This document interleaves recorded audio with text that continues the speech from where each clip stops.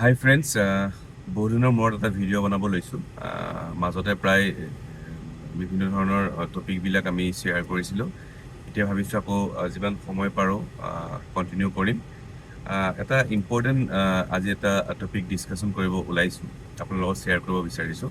Recently ৰাছিয়াৰ president Vladimir Putin visit কৰিছিলে India. তেখেত 23rd India Russia annual summit এবাৰ দিল্লীত হৈছিলে from 4th to 5th December. এটা খুব ইম্পৰ্টেণ্ট ভিজিট আছিলে পুটিন আৰু আমাৰ ইণ্ডিয়াৰ কাৰণে। Basically very important for Russia and Indian bilateral যোনটো আমাৰ পাৰ্টনাৰশ্বিপ, তাৰ কাৰণে খুব বেছি ইম্পৰ্টেণ্ট আছিলে। কি কি ইম্পৰ্টেণ্ট পইণ্ট মই দুটামান ষ্টাডি কৰি আপোনাৰ লগত শ্বেয়াৰ কৰিব বিচাৰিলোঁ। আৰু এইখিনি বস্তু গোটেইখিনি আমি ministry of external affairs government of India তাৰ ৱেবছাইটটোতো আছে কিছু, আৰু কিছু অংশত মই নিউজ পেপাৰ পঢ়ি দুটামান পইণ্ট আপোনাৰ লগত ভাবিলোঁ শ্বেয়াৰ কৰোঁ। কাৰণ ৰিচেণ্টলি অতি সোনকালে APSC মেইনছৰ এই বছৰৰ মেইনছ এক্সামৰ ৰিজাল্ট এনাউন্স কৰিব। চ' তাৰ লগে লগে আপোনালোকৰ ইণ্টাৰভিউৰ কাৰণেও খুব ইম্পৰ্টেণ্ট এই ৰাছিয়াৰ প্ৰেছিডেণ্টৰ পুটিনৰ যোনটো ভিজিট, আৰু বাকী এনেও জানিবৰ কাৰণে খুব বেছি ইম্পৰ্টেণ্ট। ত' মেইন কথাটো হ'ল কি, এখন আছিল 23rd India Russia annual summit. আৰু কি ফ'কাছ কি পইণ্টৰ ওপৰত, মানে কি এজেণ্ডা কি আছিলে। Number 1 is strategic partnership. আমি এনেও জানো যে ৰাছিয়া আৰু ইণ্ডিয়াৰ ডিপ্ল'মেটিক ৰিলেশ্যন খুব বেছি ভাল, আৰু being the one of the mega countries, mega diverse countries, লগতে ৱৰ্ল্ডৰ দুইখনেই খুব মানে এখন ডাঙৰ বৃহৎ ইকনমি। যিকোনো ৱৰ্ল্ডৰ ট্ৰেড বা ইকনমিটো, ৱৰ্ল্ড ইকনমি বেচিকেলি যোনকেইখন কাণ্ট্ৰিৰ ওপৰত ডিপেণ্ড কৰে, তাৰ ভিতৰত ৰাছিয়া আৰু ইণ্ডিয়া ওৱান অফ দেম মানে। চ' এই যোনটো ভিজিট আছিলে ৰাছিয়াৰ প্ৰেছিডেণ্টৰ ইণ্ডিয়ালৈ, এই ভিজিটটো ইণ্ডিয়াত আৰু ৰাছিয়াত যিমানভাৱে চাৰ্চ বা যিমানভাৱে আপোনাৰ ডিছকাশ্যন হৈছে, এইটো ৱৰ্ল্ড ৱাইডো সিমানেই ডিছকাশ্যন হ'ব। বিকজ এই দুখন কাণ্ট্ৰিয়ে যিখিনি ডিচিশ্যন ল'ব, যিখিনি ডিপ্ল'মেটিক টাইজ হ'ব, এইটো এটা ৱৰ্ল্ড মানে এটা এমফেচিছ থাকিব গোটেই ৱৰ্ল্ড চিনেৰিঅ'ত। অ'কে, চ' কি এজেণ্ডা আছিল যে ষ্ট্ৰেটেজিক পাৰ্টনাৰশ্বিপ। নাম্বাৰ 2 ডিফেন্স ডিল, বিভিন্ন ধৰণৰ ডিফেন্স ৰিলেটেড ডিলছ ডিছকাশ্যন কৰিছিলে। দেন এনাৰ্জি কোঅপাৰেশ্যন, আৰু হ'ল ট্ৰেড ষ্টেবিলিটি। মই অলৰেডি কৈছোঁ যে দুখন বহুত ডাঙৰ, one of the largest economy দুইখনে।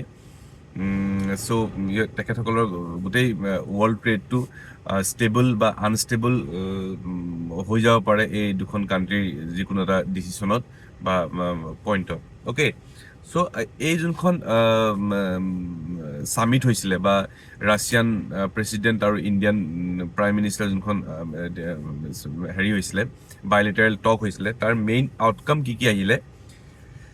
Number 1 is opening of new Indian consulates in Yekaterinburg and Kazan. Yekaterinburg আৰু কাজান বুলি ৰাছিয়াৰ দুখন চিটিত কনচুলেটছ দুখন অপেনিং কৰাৰ কথা ইয়াত এইটোত ওলাইছে। কনচুলেট মানে হ'ল কি, there is a difference between consulate and embassy. Embassy আমি গম পাওঁ ৰাছিয়াৰ এম্বেচি ইণ্ডিয়াত আছে বা ইণ্ডিয়ান এম্বেচি ৰাছিয়াত আছে। আৰু এম্বেচিবিলাক সদায় ক'ত থাকিব, কেপিটেল চিটিত থাকিব। কাণ্ট্ৰিখনৰ কেপিটেলত এখন বেলেগ দেশৰ এম্বেচি থাকে। বাট কনচুলেটছবিলাক বেচিকেলি যিকোনো ডাঙৰ ডাঙৰ চিটিত, লাৰ্জ যোনবিলাকত মানে টুৰিষ্ট খুব বেছি যায়, বা তেনেকুৱা ডাঙৰ চিটিবিলাকত কনচুলেট থাকে। যেনেকৈ আমাৰ মুম্বাই, চেন্নাই, কলকাতা, বেংগলোৰ, এইবোৰত কনচুলেট থাকিব পাৰে। তেনেকৈ ইণ্ডিয়ান কনচুলেট দুখন অ'পেন কৰিব, য়াকাটেৰিনবাৰ্গ আৰু কাজান বুলি দুখন ৰাছিয়ান চিটিত। That is a very important point. Number 2 হ'ল ট্ৰেড টাৰ্গেট বাই যোনটো 100 বিলিয়ন USD 2030লৈকে 100 বিলিয়ন USD এটা ট্ৰেড দুখন কাণ্ট্ৰিৰ মাজত ট্ৰেড টাৰ্গেট কৰিছে। That is a very important point. এই ট্ৰেড টাৰ্গেটটোৱে বহুতখিনি এমপ্লয়মেণ্ট বা ইকনমিক কণ্ডিশ্যনটো দুইখন কাণ্ট্ৰিয়ে বেটাৰ কৰে। বিকজ বহুত কাণ্ট্ৰিজ যদিও খুব বেছি ইকনমিকেলি বহুত বেছি ষ্ট্ৰং ইকনমি, কিন্তু ফাৰ্ষ্ট ৱৰ্ল্ডত জেনেৰেলি নাই, ফাৰ্ষ্ট ৱৰ্ল্ডত নাই দুইখন কাণ্ট্ৰিয়ে। চ' ট্ৰেড টাৰ্গেট কিমান কৰিছে, 100 billion USD by 2030। Program 2030 for expanding bilateral economic cooperation.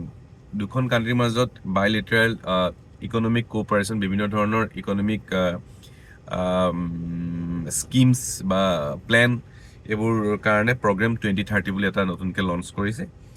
Then most important one is another important one is আমি সকলোৱে জানো যে ৰাছিয়া যিহেতু নেচাৰেল ৰিচোৰ্চৰ ফালৰ পৰা বহুত বেছি rich, as well India also very rich in respect of natural resources. So দুইখন কাণ্ট্ৰিৰ মাজত এটা পাৰ্টনাৰশ্বিপ মানে অলৰেডি আছে, আৰু তাৰ ওপৰত বিভিন্ন ধৰণৰ পইণ্ট তেখেতসকলে ষ্টাডি কৰি পইণ্ট উলিয়ালে। অইল এণ্ড গেছ বা CNG, পেট্ৰকেমিকেলছ, ৰিফাইনাৰিজ, আণ্ডাৰগ্ৰাউণ্ড কোল গাছিফিকেশ্যন, নিউক্লিয়াৰ এনাৰ্জি, এই গোটেইখিনিৰ ওপৰত বিভিন্ন ধৰণৰ ডিছকাশ্যন চলিলে। মই এই গোটেইখিনি পইণ্ট আপোনালোকে ভালকৈ নিজে পঢ়ি চাব। মই জাষ্ট কি হ'ল এটা জাষ্ট থুলমূল আভাস দিছোঁ।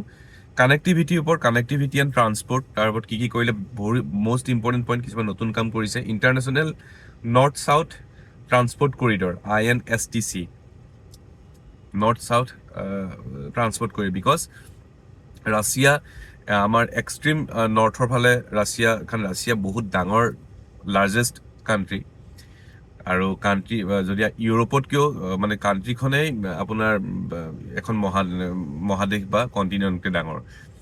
চ' নৰ্থৰ গোটেই নৰ্থখন কভাৰ কৰিছে, চাইবেৰিয়া অঞ্চলটো গোটেই কভাৰ কৰিছে। চ' নৰ্থৰ পৰা চাউথৰলৈকে ইণ্ডিয়াৰ মানে সৈতে ক'লে যে north south international north south transport corridor নতুনকৈ ভাবিছে। তাৰ বিশদভাৱে কেনেকৈ কি কথা হ'ব গোটেই বস্তুখিনি মই পোৱা নাই, আপোনালোকে চাৰ্চ কৰি চাব পাৰে বা ময়ো চাম।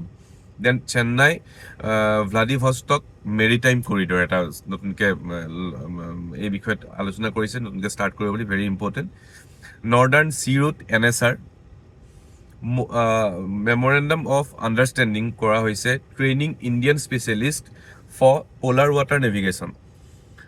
প'লাৰ ৱাটাৰ নেভিগেশ্যন, কাৰণ প'লাৰ ৱাটাৰত মানে প'লছবিলাকত নেভিগেট কৰাটো যিকোনো এটা মানে শ্বিপ হওক বা যিকোনো বহুত বেছি টাফ হয়। আৰু ৰাছিয়া যোনবিলাক প'লাৰ ৰিজনত থকা কাণ্ট্ৰিজ, বা আমি স্কেণ্ডিনেভিয়ান কাণ্ট্ৰিজখিনি, ৰাছিয়া হওক বা এইফালে অষ্ট্ৰেলিয়া, নিউজিলেণ্ড, তেখেতসকলৰ এই প'লাৰ ৱাটাৰ নেভিগেশ্যনত খুব বেছি মানে দে আৰ স্পেচিয়েলিষ্ট। তো তেখেতসকল এই স্পেচিয়েলিষ্ট, আমাৰ ইণ্ডিয়ান স্পেচিয়েলিষ্ট যোনখিনি এই প'লাৰ ৱাটাৰ নেভিগেশ্যনক তেখেতে ট্ৰেইনিঙৰ কাৰণে ৰাছিয়াত ভালকৈ এখন মেমৰেণ্ডাম অফ আণ্ডাৰষ্টেণ্ডিং কৰা হৈছে, যাতে এই আমাৰ ইণ্ডিয়াৰ ভাল স্পেচিয়েলিষ্টখিনিক ভালকৈ ৱেল ট্ৰেইন কৰা হয় ইন ৰাছিয়া। চবতকৈ ইম্পৰ্টেণ্ট ওৱান ইজ ডিফেন্সত কি পইণ্ট ল'লে, যেনেকৈ হৈছে buyer seller to development and production. Buyer seller মানে বেচিকেলি আমি সকলোৱে জানো Russia is one of the largest manufacture of defence equipment. হয়, ৰাছিয়া এখন one of the largest manufacturer. So' ইয়াত বায়াৰ চেলাৰ পইণ্টটো বা maximum India is the buyer, ইণ্ডিয়াই বহুত কিনে ৰাছিয়াৰ পৰা, আৰু Russia is the seller. So' এই বায়াৰ চেলাৰটো নেক্সট মানে পইণ্টটো হ'ল ডেভেলপমেণ্ট এণ্ড প্ৰডাকশ্যন। একেলগে যাতে দুইখন কাণ্ট্ৰিয়ে ডেভেলপ কৰিব পাৰে ডিফেন্স ইকুইপমেণ্টছখিনি, আৰু প্ৰডাকশ্যন একেলগে যাতে প্ৰডাকশ্যন কৰিব পাৰে। বায়াৰ চেলাৰতকৈ এইটো কৰাৰ কাৰণে ডিছকাশ্যন কৰা হৈছে, খুব ইম্পৰ্টেণ্ট পইণ্ট।